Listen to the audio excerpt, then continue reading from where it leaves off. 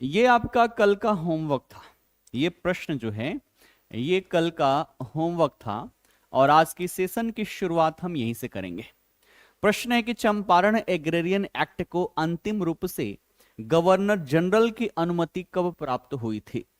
और यहां पर आप सभी के डेट दे रखे हैं 1 मई 1918, 4 मार्च 1918, 2 अक्टूबर 1917 या फिर 15 अगस्त 1918। क्या हो जाएगा इसका सही आंसर, सभी लोग बताएंगे। ठीक है, सभी इसका आंसर बताएंगे, है ना। जल्दीबाजी नहीं, बस ये ध्यान रखना है कि यहां पर गलती ना हो। ठीक है ना, चलिए बहुत बढ़िया। अब देखो 1918 तो सबने पढ़ा है। 1917 में चंपारण सत्याग्रह हुई। इसका परिणाम यह हुआ कि 1917 में ही तिनकठिया प्रणाली की जांच के लिए एक कमिटी का गठन कर दिया जाता है जिसे चंपारण एग्रेरियन कमिटी कहा जाता है। और आप सबको पता ही है कि उसका जो अध्यक्ष बनाया जाता है वो एफजी सलाई को बनाया जाता है। ठीक है, देखो सबसे पहले 1917 में क्या हुआ। 1917 में हुआ आपका चंपारण सत्याग्रह। ठीक है, इसका नेतृत्व किसने किया, ये तो आप सभी को रट गया होगा, है ना। नेतृत्व यहां पर महात्मा गांधी। ठीक है, नेतृत्व किसने किया, महात्मा गांधी। फिर पूछा गया है कि महात्मा गांधी को बुलाया किसने, है ना। महात्मा गांधी को बुलाया किसने, तो आप क्या लिखोगे, आप लिखोगे राजकुमार शुक्ल। क्या लिखोगे, राजकुमार शुक्ल लिखोगे। ठीक है, अब इसका प्रभाव ये पड़ा कि अंग्रेजों को अंततः 1917 में ही एक समिति का गठन करना पड़ा जिसे कहा गया चंपारण एग्रेरियन समिति। क्या कहा गया, चंपारण एग्रेरियन समिति कहा गया। और इसका अध्यक्ष पूछा गया है आप सभी से, तो इसका अध्यक्ष कौन था, वो था आपका एफजी सलाई। ठीक है, क्या नाम था उसका, उसका नाम था एफजी सलाई। इसका उद्देश्य क्या था, तो तिनकठिया प्रणाली के बारे में रिसर्च करना, जांच करना कि क्या इससे किसानों का शोषण हो रहा है। और अंततः इस समिति ने पाया कि हां, इस तिनकठिया प्रणाली के माध्यम से इससे जुड़े हुए किसान जो है उनका शोषण हो रहा है। और अंततः इसके द्वारा जो सिफारिश की गई, इन सिफारिश को एज अ एक्ट कन्वर्ट कर दिया जाता है, एक एक्ट के रूप में परिवर्तित कर दिया जाता है जिसे कहा जाता है चंपारण एग्रेरियन एक्ट। क्या कहा जाता है, चंपारण एग्रेरियन एक्ट। ठीक है, ये आया कब, है ना, तो 1918 में। कब, 1918 में। लेकिन पूछा गया, चूंकि ये देखा जाए ये एक्ट जो है ये अधिनियम तभी बनेगा जब इस पर फाइनली गवर्नर जनरल की अनुमति मिल जाएगी। और गवर्नर जनरल की जो अनुमति मिली थी इसको, वो मिली थी 4 मार्च 1918 को। कब मिली थी, ये मिली थी आपकी 4 मार्च 1918 को। ठीक है, अब आप सभी कमेंट करके बताओगे कि इस समय गवर्नर जनरल कौन था। ठीक है, गवर्नर जनरल कौन था। ठीक है, आप सभी मुझे कमेंट करके बताओगे, लाइव वाले ही कमेंट में कमेंट करके बताओ। और जो रिकॉर्डेड देख रहे हैं वो कमेंट बॉक्स में जाकर अवश्य ही कमेंट करके यहां पर बताना। ठीक है, तो एफजी सलाई जो है वो इसका अध्यक्ष था। बाकी सदस्यों में गांधी जी भी इसके सदस्य बनाए गए। फाइनली इसमें बात क्या मानी गई कि जो अवैध रूप से टैक्स वसूली किए गए हैं उसके 25% हिस्सा को किसानों को क्या किया जाएगा, वापस कर दिया जाएगा। और ये 1917 का जो चंपारण सत्याग्रह है ये गांधी जी का भारत में पहला सफल सत्याग्रह था। ये भी बात आप सभी ध्यान में रखोगे। ठीक है, अगला क्वेश्चन देखो, अगला क्या कह रहा है। अगला क्वेश्चन कह रहे कि 1917 में नीलहे साहब इरविन द्वारा महात्मा गांधी को जहर देने की साजिश को नाकाम कर उनकी जान बचाने वाले चंपारण के रसोइये का क्या नाम था। ये कई बार क्वेश्चन पूछा गया है, बताएंगे। पीर मोहम्मद मुनीस, बतक मियां, शेख गुलाब या फिर कयूम अंसारी। देखो गांधी जी जब बिहार पहुंचते हैं, चंपारण पहुंचते हैं, तो फिर उनकी हत्या का प्रयास तक किया जाता है। ठीक है, शुरू शुरू में गांधी जी जब वहां पर पहुंचे अप्रैल के महीने में, तो सबसे पहले जो बगान मालिक हैं, बगान मालिकों से जाकर मिलते हैं कि शायद इनसे बात करके कुछ समाधान निकले। नहीं, उससे कोई समाधान मिला ही नहीं। वहां के कलेक्टर से मिले, उससे भी कोई समाधान हुआ नहीं। फिर यहां पर जो था ना इरविन, है ना, इरविन ने इनको डिनर पर इनवाइट किया। ये गांधी जी बैठकर आराम से रात में भोजन पानी करते हैं। गांधी जी ने सोचा कि ये बढ़िया मौका हो सकता है ऐसे मुद्दों पर बात करने के लिए, तो गांधी जी इसके डिनर को एक्सेप्ट कर लिए। लेकिन ये इरविन बड़ा खतरनाक आदमी था। इसने अंदर ही अंदर पूरा मामला रच दिया था कि गांधी जी का यहीं पर काम तमाम कर दिया जाए।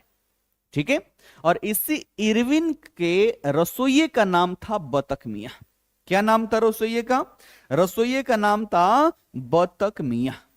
ठीक है, और बतक मियां से इसने कहा कि भैया जो बोलो वो, लेकिन करना क्या है, तो इनको जहर या तो दूध में मिलाकर दे दो, खाने में मिलाकर दे दो, लेकिन काम यहां पर तमाम कर देना।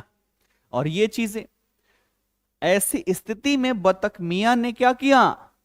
अपने देश का साथ दिया, गांधी जी का साथ दिया, उस अंग्रेज को धोखा दिया इन्होंने।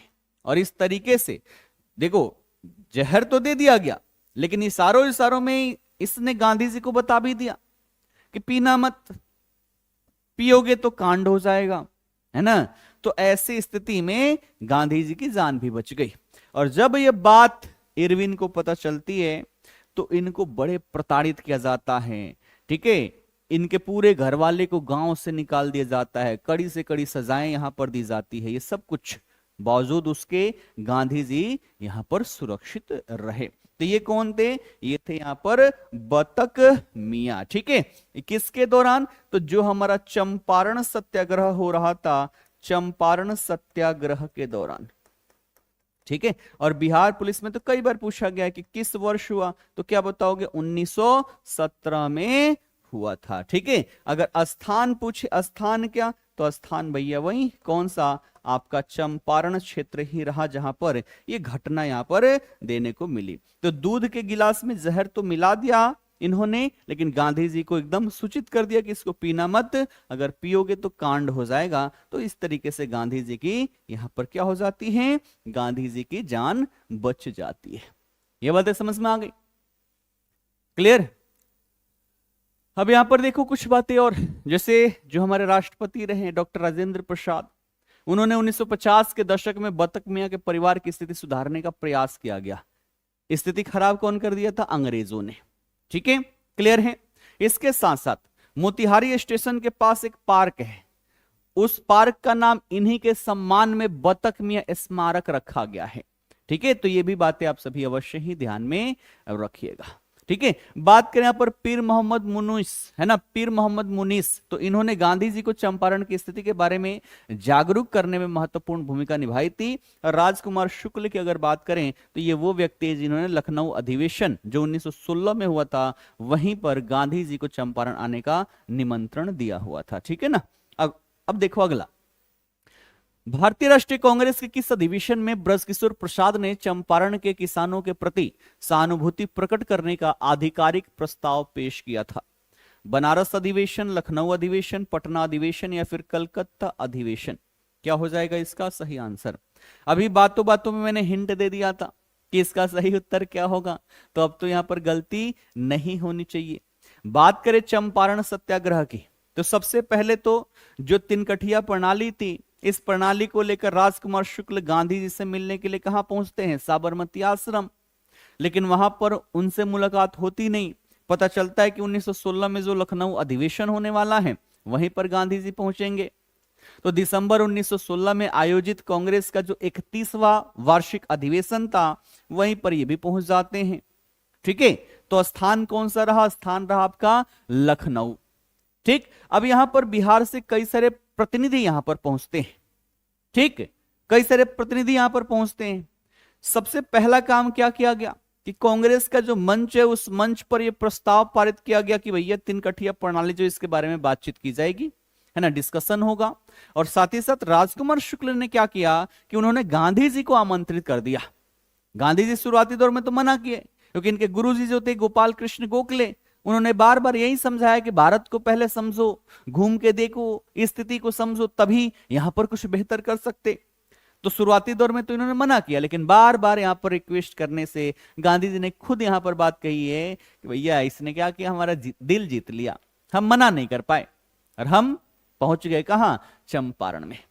ठीक है, तो कहां पर हुआ ये हुआ आपके लखनऊ अधिवेशन 1916 में, है ना, लखनऊ अधिवेशन 1916 में हुआ। पूछा जाता है कि इसकी अध्यक्षता किसने किया, है ना, यहां पर अध्यक्ष कौन रहे, तो क्या लिखोगे आप, लिखोगे अंबिका चरण मजुमदार। क्या लिखोगे आप, लिखोगे अंबिका चरण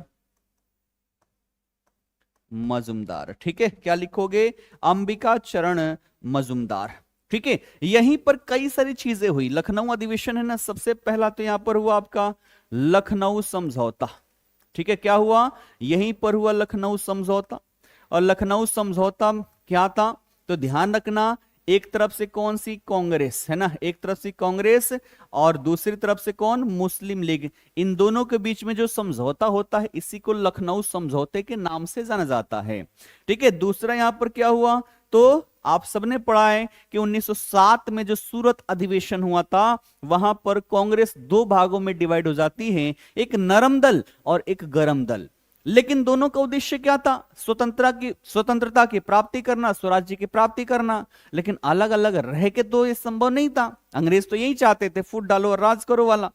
तो इनको समझ में आ गई कि भैया ऐसे काम नहीं चलेगा, और अंततः देखे तो 1916 का जो लखनऊ अधिवेशन था, यहां पर दोनों में फिर से मिलाप हो गया, है ना। तो नरम दल और गरम दल, नरम दल और गरम दल, ठीक है, इनमें भी क्या हुआ, इनमें भी हुआ समझौता। ठीक है, नरम दल और गरम दल में समझौता हुआ। और तीसरा क्या हुआ, तीसरा हुआ जो हमारा तिनकठिया प्रणाली है। ठीक है, तिनकठिया प्रणाली, तिनकठिया प्रणाली से जुड़ा हुआ प्रस्ताव यहां पर पेश किया जाता है। ठीक है, प्रस्ताव क्या किया गया, प्रस्ताव यहां पर पेश किया जाता है। ठीक है, तो ये सारे महत्वपूर्ण घटनाक्रम हैं जो लखनऊ अधिवेशन के तहत ही हुआ था। ठीक है, और यहीं पर राजकुमार शुक्ल ने गांधी जी को चंपारण आने का निमंत्रण दिया हुआ था। ठीक है, क्लियर है, ये बातें समझ में आई। चलो अगले प्रश्न की ओर चलते हैं। पीर मोहम्मद मुनीश को उनकी क्रांतिकारी पत्रकारिता के कारण किस ब्रिटिश अधिकारी ने एक खतरनाक राजद्रोही करार दिया था, बताएंगे।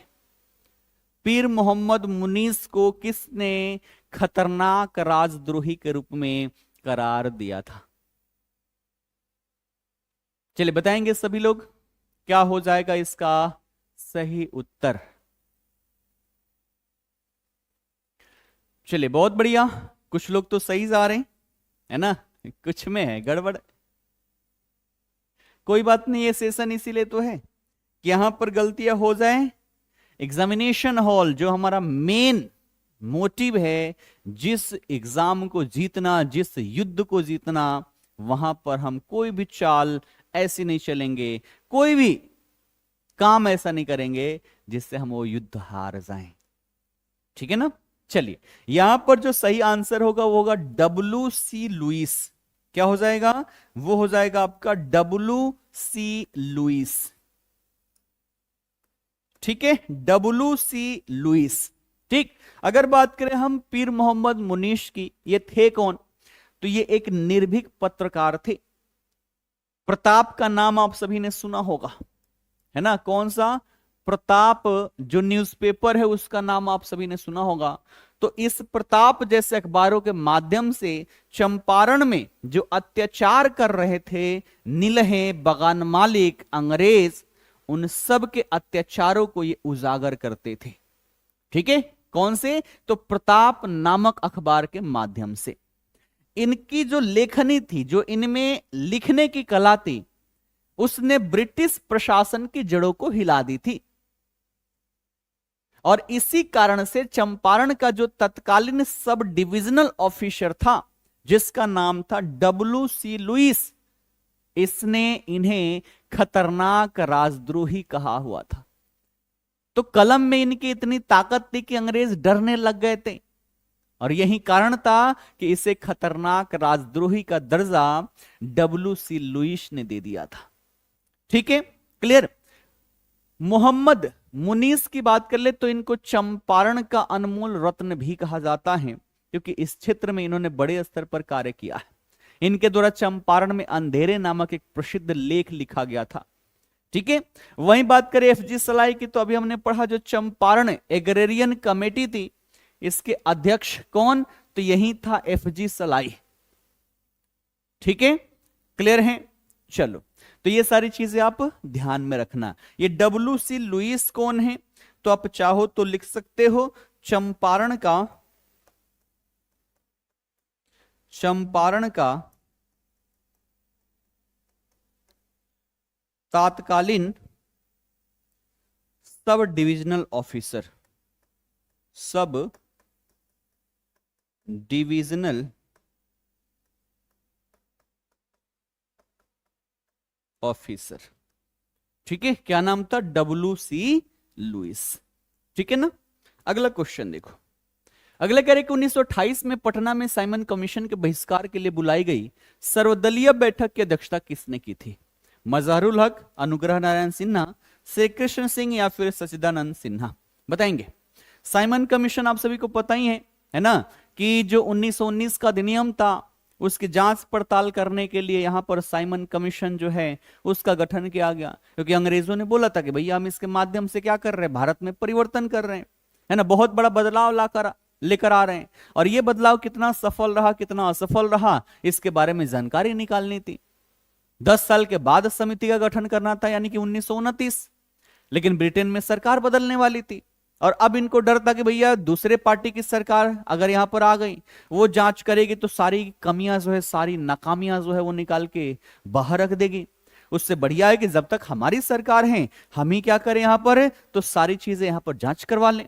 और इसी उद्देश्य से 1929 के जगह पर 1927 में ही क्या किया गया, तो साइमन कमीशन का गठन कर दिया गया। चूंकि इसका अध्यक्ष यही था सर जॉन साइमन, इसलिए इसको साइमन कमीशन के नाम से जाना जाता है। ठीक है, उसके बाद से ये कहां पहुंची, भारत। ठीक है, तो ये साइमन कमीशन जो है सबसे पहले कहां पहुंची, बंबई पहुंची, है ना। तो यहां पर ये कई बार पूछा गया है ना, सबसे पहले कहां पहुंची, तो ये पहुंची बॉम्बे। उस समय तो बॉम्बे कहा जाता है ना, तो सबसे पहले बॉम्बे पहुंची, और बॉम्बे जैसे ही पहुंची बड़े स्तर पर इसका स्वागत किया गया, काले झंडे दिखाकर, हड़ताल करके, साइमन गो बैक नारे देकर यहां पर क्या किया गया, तो इसका बहिष्कार किया गया। इसको पटना में भी आना था, है ना, इसको पटना में भी आना था। पटना कब आया, पिछली क्लास में हमने डिस्कस किया था, सभी लोग कमेंट करके फटाफट बताओगे। ठीक है, तो पटना आना था, पटना में भी बहिष्कार करना है, लेकिन किस तरीके से करना है, क्या क्या मुद्दे रखे जाएंगे, इन सब को लेकर एक बैठक किया गया। कब, तो 1928 में। ठीक है, 1928 में कहां पर, तो पटना में एक बैठक की गई। ठीक है, मुख्य कारण क्या था कि पूरे बिहार में साइमन कमीशन का विरोध करने की रणनीति बनाने के लिए जितने भी राजनीतिक दल हैं उन सब की बैठक यहां पर बुलाई गई थी। और इस बैठक की अध्यक्षता अगर हम देखें, है ना, तो किसके द्वारा की गई, ये की गई थी अनुग्रह नारायण सिन्हा के द्वारा। किसके द्वारा, अनुग्रह नारायण सिन्हा के द्वारा इसकी बैठक यहां पर की गई थी। ठीक है, तो क्या लिखोगे, आप लिखोगे अनुग्रह नारायण सिन्हा। अनुग्रह नारायण सिन्हा को और क्या कहा जाता है, तो इन्हीं को बिहार विभूति कहा जाता है। ठीक है, क्या कहा जाता है, बिहार विभूति के नाम से इनको जाना जाता है। ठीक है, अब बात करें साइमन कमीशन पटना कब पहुंची थी, तो हमने कल भी इसका डेट डिस्कस किया था, है ना, कब, तो आप क्या लिखोगे, आप लिखोगे 12 दिसंबर 1928। ठीक है, कब, 12 दिसंबर 1928 को साइमन कमीशन जो है ये पटना पहुंच जाती है। और पटना जैसे ही पहुंचती है ना, सबसे पहले कहां, पटना का रेलवे स्टेशन। एक दो नहीं, लगभग 30,000 लोग वहां पर इकट्ठे हुए। और वहीं से साइमन गो बैक नारे शुरू कर दिए गए, काले झंडे दिखाए गए, जबरदस्त तरीके से इसका विरोध किया जाता है। और अगर पूछे कि इसका नेतृत्व तो कौन कर रहे थे, तब भी आप क्या लिखोगे, अनुग्रह नारायण सिन्हा, है ना, यही आप यहां पर आंसर करोगे। ठीक है, क्लियर है, ये बातें समझ में आ गई। चलो अगला क्वेश्चन देखो। अगला कह रहे कि साइमन कमीशन के बिहार आगमन के संदर्भ में निम्नलिखित में से कौन सा कथन असत्य है। असत्य बताना है कि कौन सा कथन इसमें गलत है। ए दे रखा है कि कमीशन 12 दिसंबर 1928 को पटना पहुंचा। बी है कि पटना में प्रदर्शनकारियों पर लाठीचार्ज हुआ था। सी है कि सर अली इमाम ने बहिष्कार का विरोध किया था। और डी है कि डुमराव के महाराज ने कमीशन का स्वागत किया था। क्या होगा इसका सही उत्तर, सभी लोग बताएंगे। मजा आ रहा बना, मजा आ रहा बना एकदम।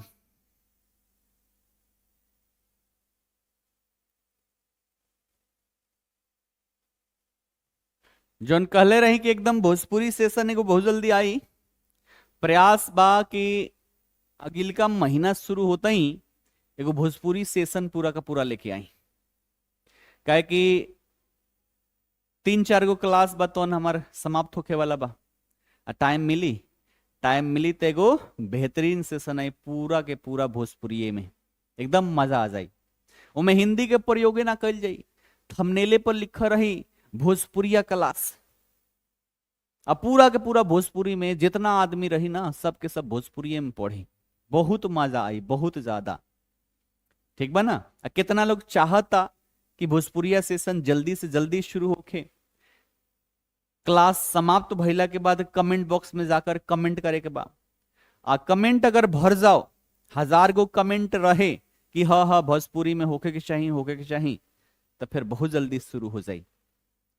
ठीक बा ना। अब में कई आदमी रही जे दूसरा स्टेट के बाकी ना सर जी भोजपुरी में ना, तो ओकरा खातिर तो हिंदियों में बा, तो हिंदी वाला क्लास करे। बाकी हमने के यूपी बिहार वाला कहा कौन कल जाई, झारखंड वाला कौन कल जाई, तनी भोजपुरी वाला कुछ अलग होके चाहिए, तब तो मजा आई।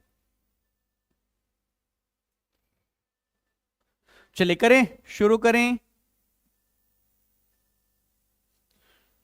करें। चलो इसमें देखिए तो कह रहा है कि साइमन कमीशन के बिहार आगमन के संदर्भ में निम्नलिखित में से कौन सा कथन असत्य है। अगर हम इसकी बात करें तो सबसे पहला कथन देखो कि साइमन 22 दिसंबर 1928 को पटना पहुंचा। ये क्या है, ये तो हमारा बिल्कुल सही है। दूसरा, पटना में प्रदर्शनकारियों पर लाठीचार्ज हुआ था, बिल्कुल। अब अंग्रेजी सरकार है और अंग्रेजों का हम विरोध करेंगे तो वो लोग हमारा आरती तो नहीं उठाएंगे, है ना, आरती नहीं दिखाएंगे, हमें लाठी उठाएंगे और अच्छे से कूट देंगे। लेकिन हमने भी विरोध करना कभी छोड़ा नहीं, खूब विरोध किया, सारे गुस्से में आ गए। हमें क्या करना, हमें तो वही करना था, तो हमने लाठी भी कही। अर्थात ये क्या है, स्टेटमेंट बिल्कुल सही है। अगला है कि सर अली इमाम ने बहिष्कार का विरोध किया। बहिष्कार का विरोध करने का मतलब कि बहिष्कार का इन्होंने समर्थन किया, जो कि क्या है, गलत है। ये स्टेटमेंट क्या है, गलत है। सर अली इमाम जो थे उन्होंने बहिष्कार का समर्थन किया। इन्होंने कहा कि हाँ भैया बहिष्कार यहां पर होना ही चाहिए, है ना, बहिष्कार जो है यहां पर होना ही चाहिए। जबकि यहां पर क्या दे रखा कि बहिष्कार का इन्होंने विरोध किया।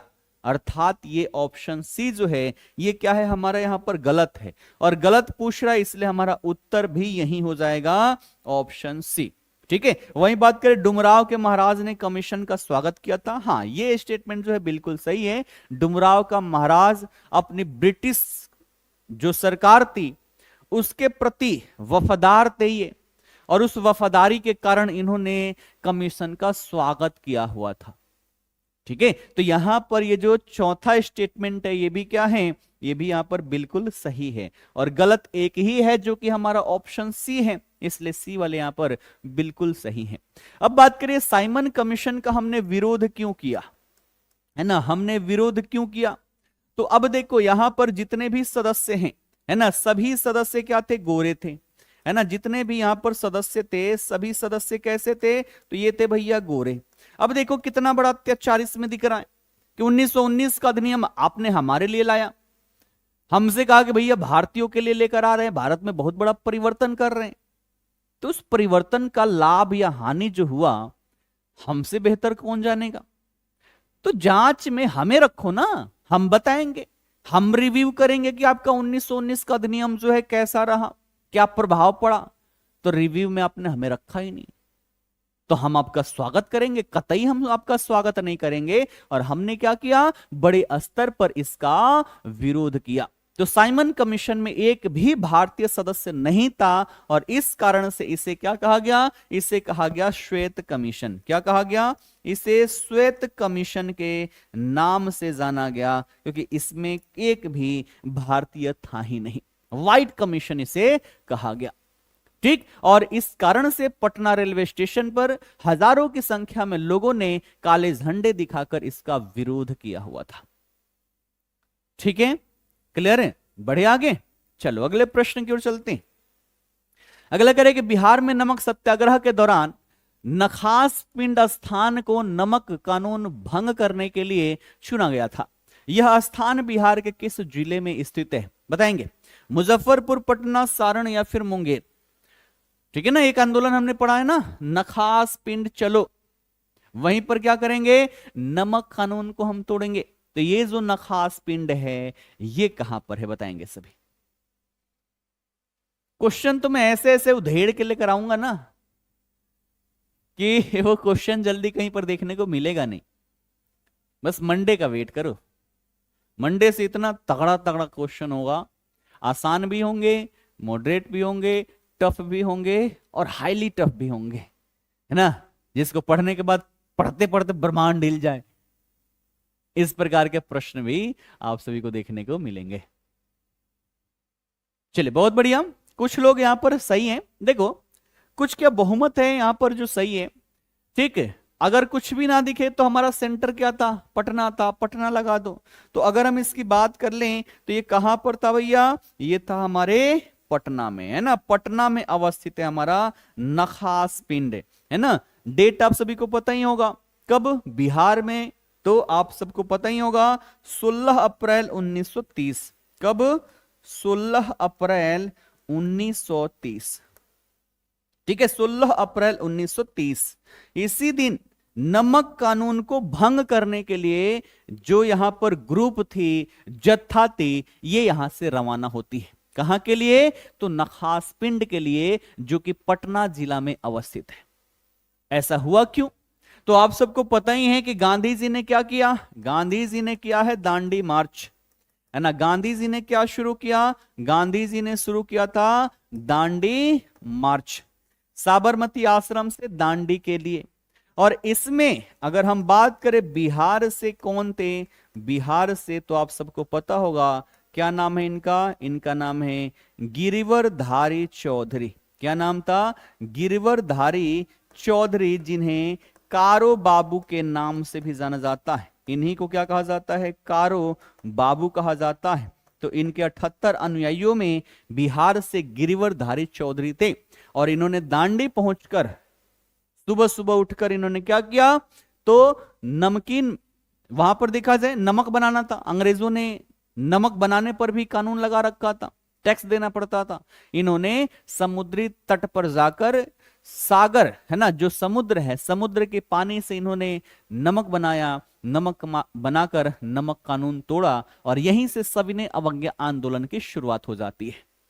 ठीक है, तो बिहार में अगर पूछे, है ना, बिहार में सबसे पहले तो जो क्वेश्चन पूछा गया ना, खास पिंड कहां पर है? पटना में है।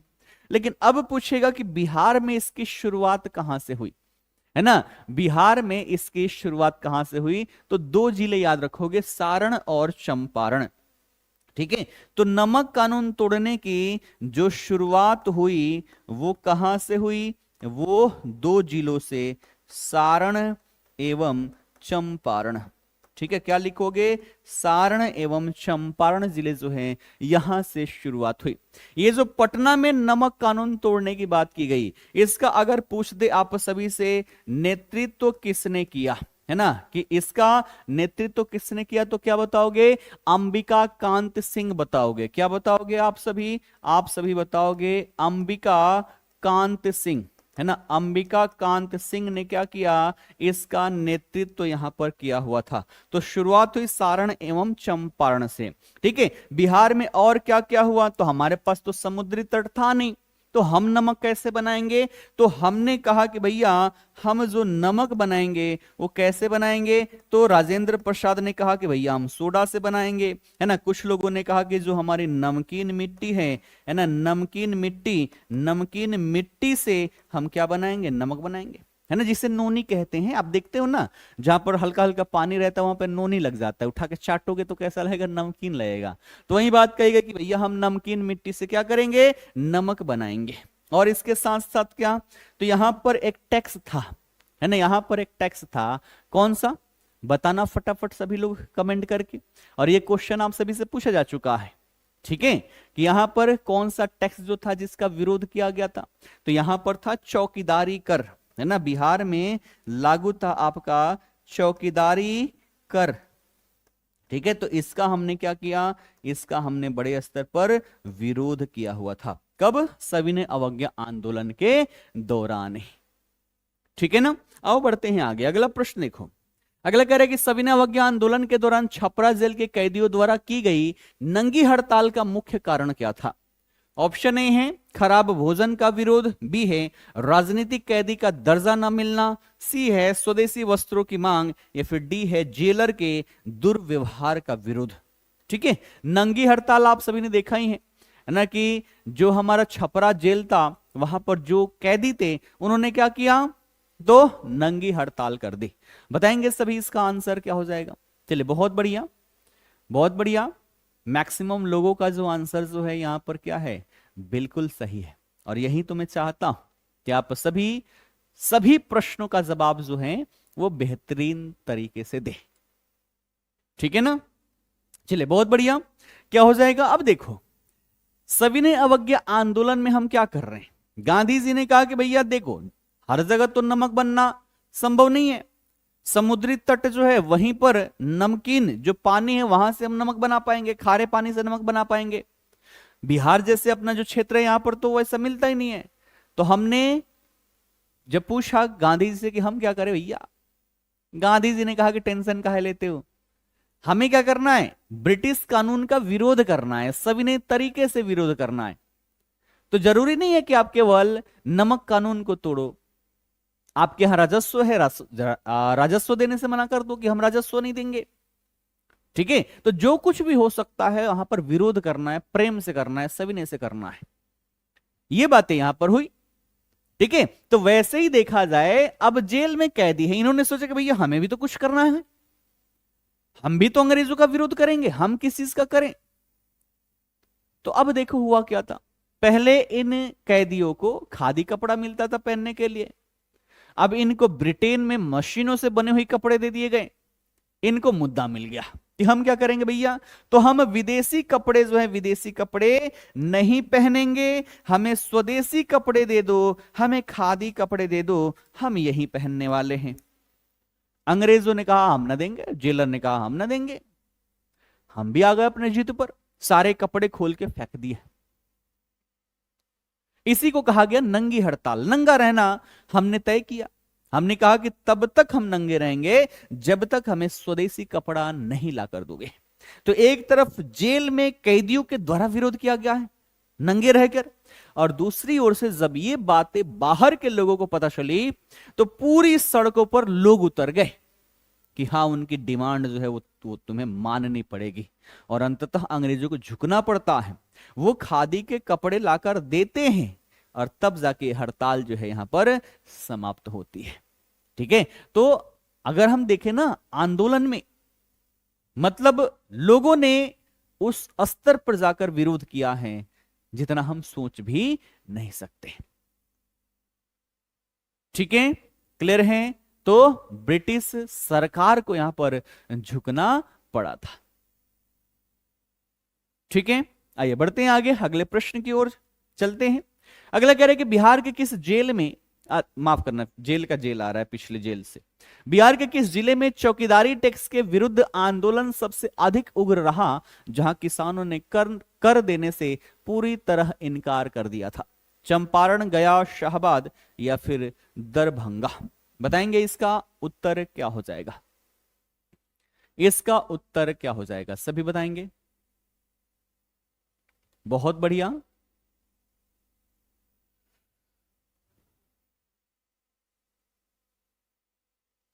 सबके बिल्कुल बढ़िया जा रहा बा। क्या हो जाए एकर सही उत्तर? एकर सही उत्तर हो जाए चंपारण। ठीक है, तो इसका सही आंसर क्या है? इसका सही आंसर जो है वो है हमारा चंपारण। ठीक है, अभी हमने बात किया क्या चीज? चौकीदारी कर, है ना? चौकीदारी कर जो था, इसका सबसे ज्यादा विरोध उग्र स्वरूप के आधार पर कहां देखने को मिला? चंपारण में देखने को मिला। ठीक है, तो ध्यान रखना किसके दौरान हुआ ये भी क्वेश्चन पूछा गया है। तो क्या लिखोगे आप? लिखोगे सविनय अवज्ञा आंदोलन।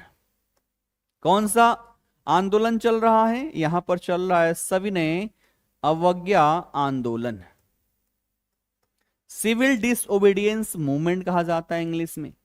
और इस आंदोलन के दौरान बिहार में एक टैक्स का विरोध किया गया जिसे चौकीदारी कर कहा जाता है। और ये कहां पर सबसे ज्यादा जोर शोर से रहा? चंपारण में। लेकिन चंपारण में भी पूछे कि चंपारण में भी बता दो, तो चंपारण में भी ध्यान रखना, विशेषकर अगर हम बात करें तो विशेषकर हम देख सकते हैं कहां पर? तो बेतिया और सुगौली का क्षेत्र, है ना? बेतिया एवं सुगौली। ठीक है, सुगौली की संधि आप सभी ने पढ़ा है ना, वहीं सुगौली। इसके साथ साथ देखिए अगर अन्य क्षेत्रों की हम बात कर लें तो अन्य क्षेत्रों में हमारा मुंगेर रहा।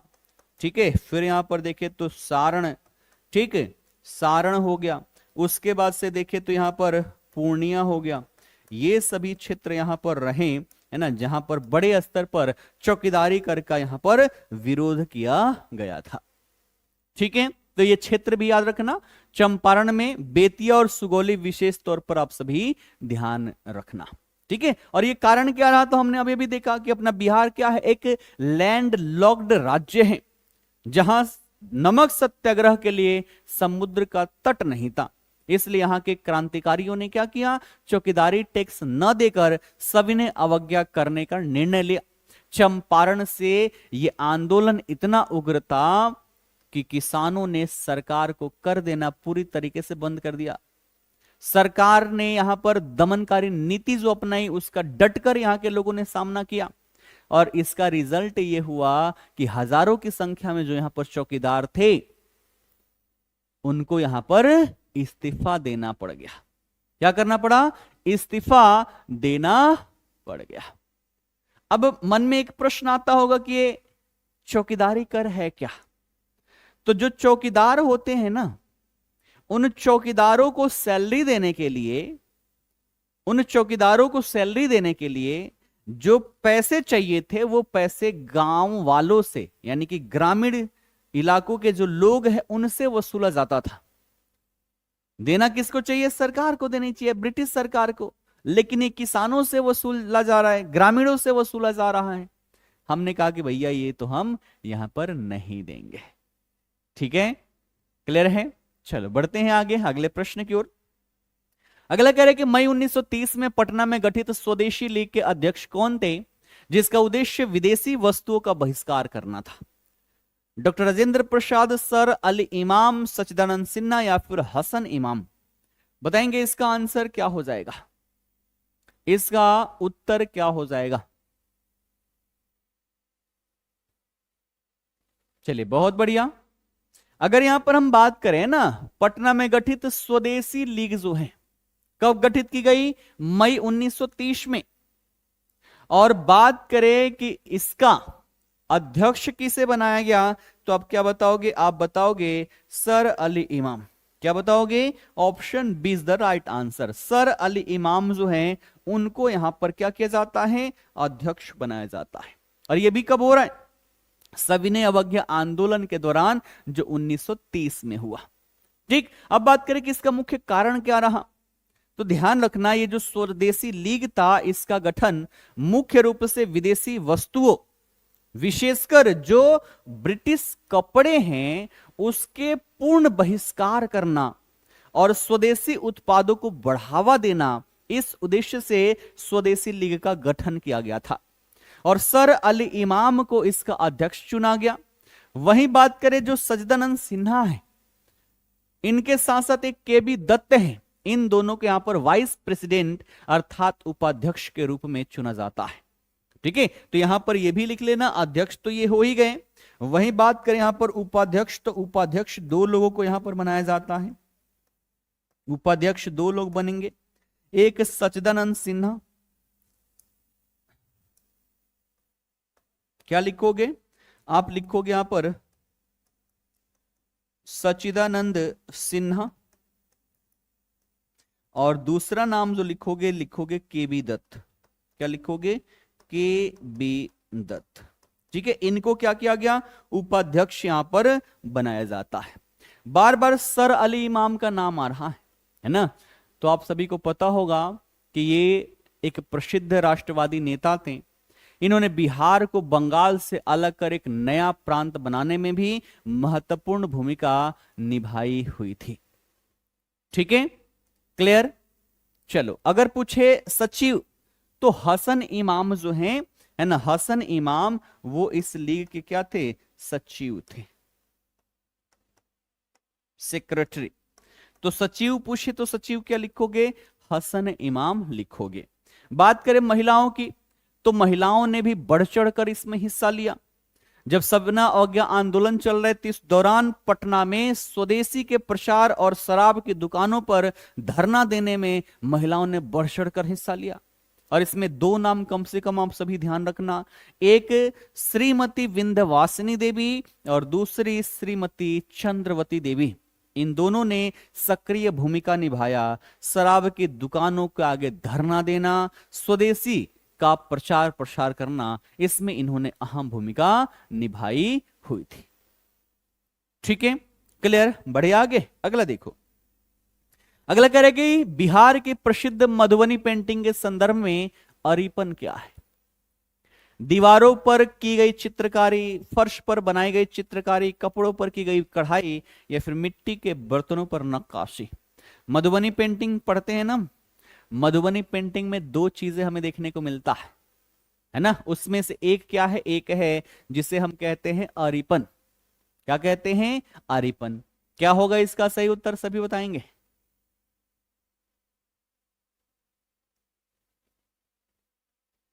इसका सही उत्तर क्या हो जाएगा,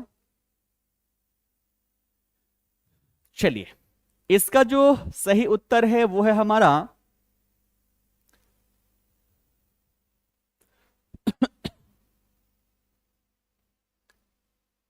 फर्श पर बनाई गई चित्रकारी।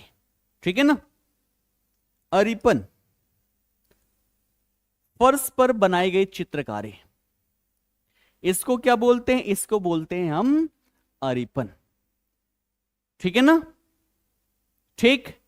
अरिपन क्या है, तो अरिपन मिथिला क्षेत्र की एक पारंपरिक लोक कला है। इसमें अंगुली का प्रयोग करके फर्श पर ज्यामितीय आकार, साथ ही साथ धार्मिक आकृतियां यहां पर बनाई जाती है। यानी कि जैसे हम रंगोली बनाते हैं ना फर्श पर, बिल्कुल वैसे ही मधुबनी पेंटिंग के तहत जो बनाया जाता है उसे हम क्या बोलते हैं, उसे हम बोलते हैं अरिपन। बात करें इसमें सामग्री कौन कौन सी लगती है, तो इसमें मुख्य रूप से चावल के पिसे हुए घोल जिसे पिठार कहा जाता है, और साथ ही साथ रंगों में देखें तो प्राकृतिक रंगों का प्रयोग यहां पर किया जाता है।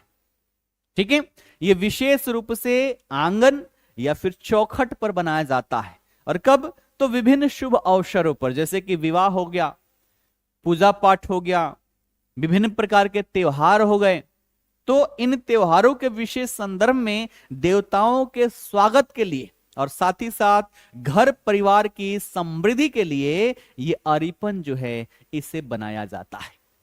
ठीक है, क्लियर है। तो आशा करता हूं सबको अच्छे से समझ में आ गया होगा। लेकिन मैंने बताया अभी कि मधुबनी पेंटिंग के दो प्रकार हैं। एक तो हमने देख लिया अरिपन, दूसरा कौन सा है, तो दूसरा हम बोलते हैं भित्ति चित्र। ठीक है, तो यहां पर ध्यान रखना, अगर हम बात करें किसकी, हम बात करें यहां पर मधुबनी पेंटिंग। ठीक है, तो इसमें पहला हमने क्या पढ़ लिया, हमने पढ़ लिया अरिपन, ठीक है। और दूसरा क्या हो गया, दूसरा हो जाता है हमारा भित्ति चित्र। क्या हो जाता है, दूसरा हो जाता है हमारा भित्ति चित्र, ठीक है। तो अरिपन जो है ये कहां पर बनाया जाता है, ये बनाया जाता है फर्श पर, है ना। और भित्ति चित्र, जो भित्ति का मतलब होता है दीवार, है ना, तो ये कहां पर बनाया जाता है, ये बनाया जाता है दीवार पर। कहां बनाया जाता है, ये बनाया जाता है दीवार पर, ठीक है। तो ये दोनों बातें आप सभी अवश्य ही ध्यान में रखना, ठीक है।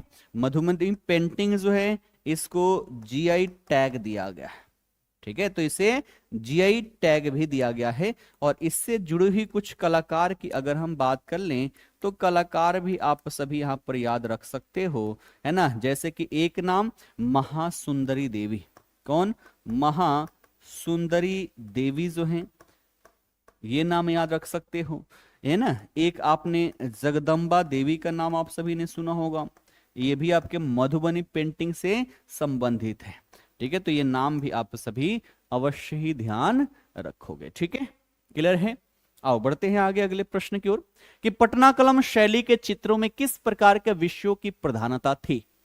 राजसी ठाठ बाट, धार्मिक देवी देवता, सामान्य जनजीवन और पेशे, या फिर डी है केवल प्रकृति और वन्यजीव।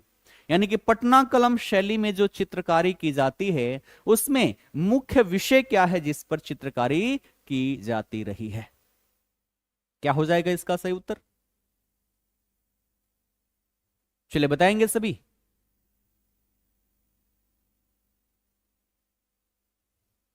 टॉपिक वाइज जो करेंगे ना उसमें मतलब मजा आ जाएगा आप सभी को, है ना, मजा आ जाएगा।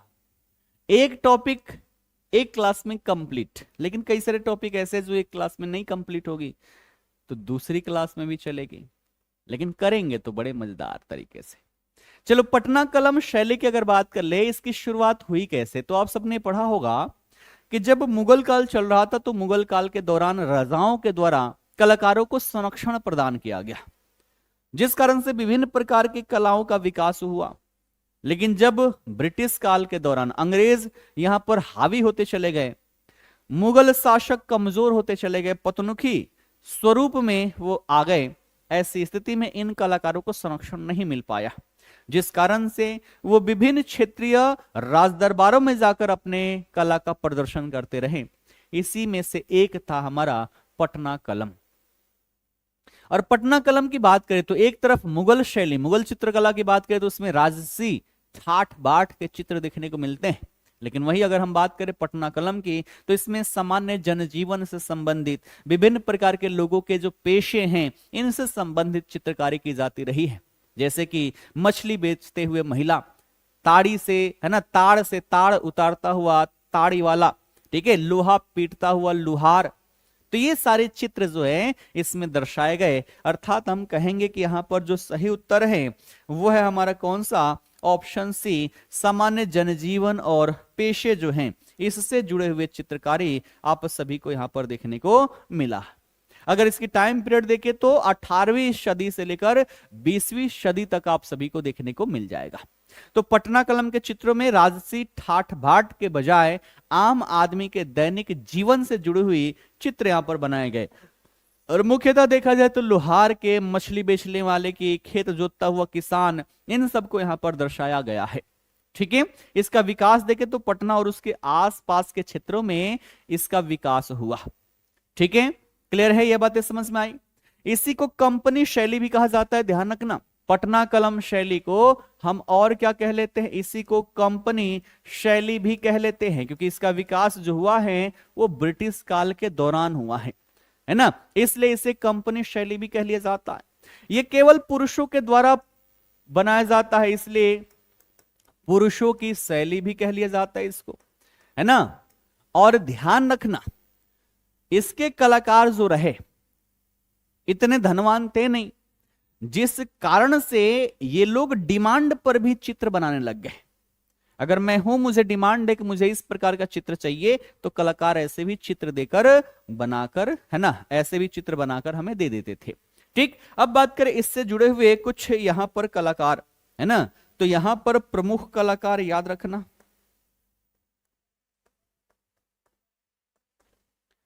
प्रमुख कलाकार की बात कर लें तो सेवक राम जो है, सेवक राम का नाम याद रखना है ना। इसके साथ साथ है यहां पर हुलास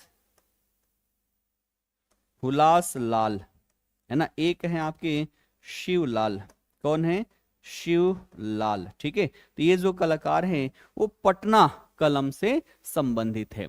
और ध्यान रखना, एक होता है कि दूसरे पेंटिंग में पहले खाका बनाया जाता है, उसके बाद से चित्र किया जाता है। यहाँ के चित्रकारों में ये विशेषता है कि सीधे ब्रश का प्रयोग करके सीधे ही क्या करते हैं, कलर भर देते हैं, है ना। इसको कहा जाता है कजली स्याही तकनीक, है ना। क्या कहा जाता है? कजली स्याही तकनीक कहा जाता है। ठीक, अंतिम महत्वपूर्ण कलाकार की बात कर लें तो उनका नाम है ईश्वरी प्रसाद। ठीक है, ईश्वरी प्रसाद। ठीक है, ये इस कला से जुड़े हुए अंतिम कलाकार माने जाते हैं।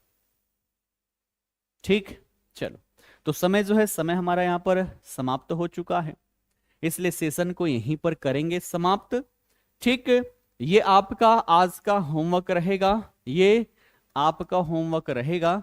आप इसका आंसर कमेंट बॉक्स में कमेंट करके बताओगे कि पाल वंश के दौरान कांस्य मूर्तिकला के विकास में किन दो कलाकारों का प्रमुख योगदान था। ये बिहार पुलिस दरोगा और बीपीएससी दोनों में पूछे गए क्वेश्चन हैं। ठीक है ना, आप सभी इसका उत्तर जो है वो कमेंट बॉक्स में कमेंट करके बताओगे। साथ ही साथ सेशन कैसा लगा, कितना मजा आया, आपके क्या विचार हैं, या कोई प्रश्न है, कोई डाउट है, तो आप सभी कमेंट करके अवश्य ही पूछना। फिलहाल के लिए आप सभी का बहुत बहुत धन्यवाद।